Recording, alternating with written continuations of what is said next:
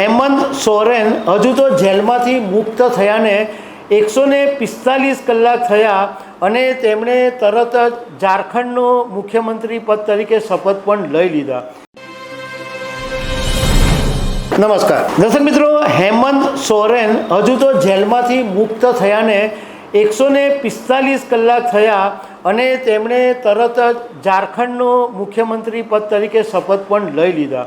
ત્યારે ઘણા બધા લોકોને એવો સવાલ થાય છે, જાણકારોને પણ એવું મનમાં થાય છે કે એવું તો શું એટલી બધી ઉતાવળ આવી ગઈ કે જેલમાંથી આવતાની સાથે જ હેમંત સોરેને સીએમ બનવું હતું અને એમણે તાત્કાલિક શપથવિધિ લઈ લીધા। તો એની પાછળના ઘણા બધા કારણો છે, એના વિશે હું તમારી સાથે વાત કરીશ। મારું નામ રાજેશ શાહ છે અને તમે જોઈ રહ્યા છો ખબરછે.com। દર્શક મિત્રો, ઝારખંડના મુખ્યમંત્રી હેમંત સોરેનની 31 જાન્યુઆરી 2024ના દિવસે ધરપકડ કરવામાં આવી હતી। એમની સામે એક જમીનનો કેસ હતો અને એ જમીનના કૌભાંડમાં એમની ધરપકડ કરવામાં આવી હતી, પરંતુ એમને કોર્ટે જામીન આપી દીધા અને 145 કલાક પહેલાં તેઓ છૂટીને આવી ગયા। હવે જ્યારે હેમંત સોરેન જેલમાં ગયા હતા ત્યારે એમની જગ્યાએ ચંપાઈ સોરેનને સીએમ બનાવવામાં આવેલા હતા અને જેવા જેલમાંથી છૂટીને આવ્યા એટલે હેમંત સોરેને તાત્કાલિક મુખ્યમંત્રી બની ગયા અને એમણે શપથ ગ્રહણ પણ કરી લીધા। હવે મૂળ વાત એ કરીએ કે એટલી બધી ઉતાવળ કેમ આવી ગઈ હેમંત સોરેનને કે એમણે તાત્કાલિક પોતે સીએમ બની ગયા। તો એક જૂની વાત પણ કરી લઈએ કે આવું સેમ બનેલું તમિલનાડુની અંદર જયલલિતા જ્યારે જેલમાં ગયા હતા ત્યારે એમણે મુખ્યમંત્રી પદ પન્નીર સેલ્વમને સોંપેલું અને જયલલિતા જ્યારે જેલમાંથી પાછા આવ્યા તો એમણે પણ તરત પન્નીર સેલ્વમ પાસેથી સીએમ પદ લઈ લીધેલું અને એટલે પન્નીર સેલ્વમે સીએમ પદ ખાલી કરી દીધું અને ફરીથી જયલલિતા સીએમ બનેલા। હવે મુખ્ય વાત કરીએ કે હેમંત સોરેનને આટલી બધી ઉતાવળ એટલા માટે આવી કે ઝારખંડની અંદર 4 મહિનાની અંદર વિધાનસભાની ચૂંટણી આવી રહી છે।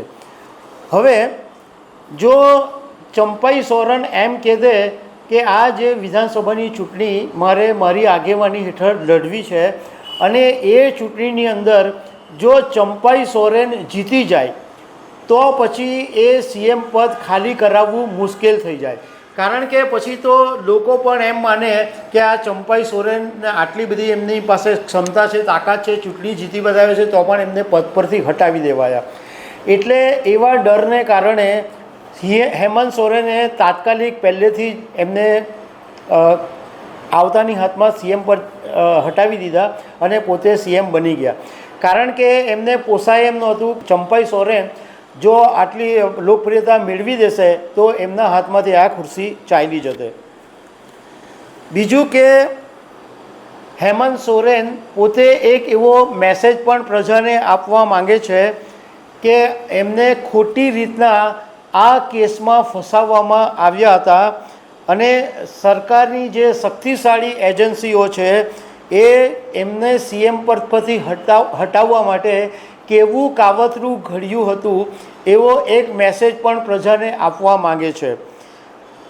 બીજું કે એક મેસેજ એવો પણ લોકોની અંદર જાય કે જેએમએમ છે, ઝારખંડ મુક્તિ મોરચા જે હેમંત સોરેનની પાર્ટી છે એ પાર્ટીની અંદર કોઈ મતભેદો નથી, જેવા સીએમ આવ્યા તો તરત પદ ખાલી કરી દેવામાં, એવો પણ એક સંદેશો આપવાની વાત છે।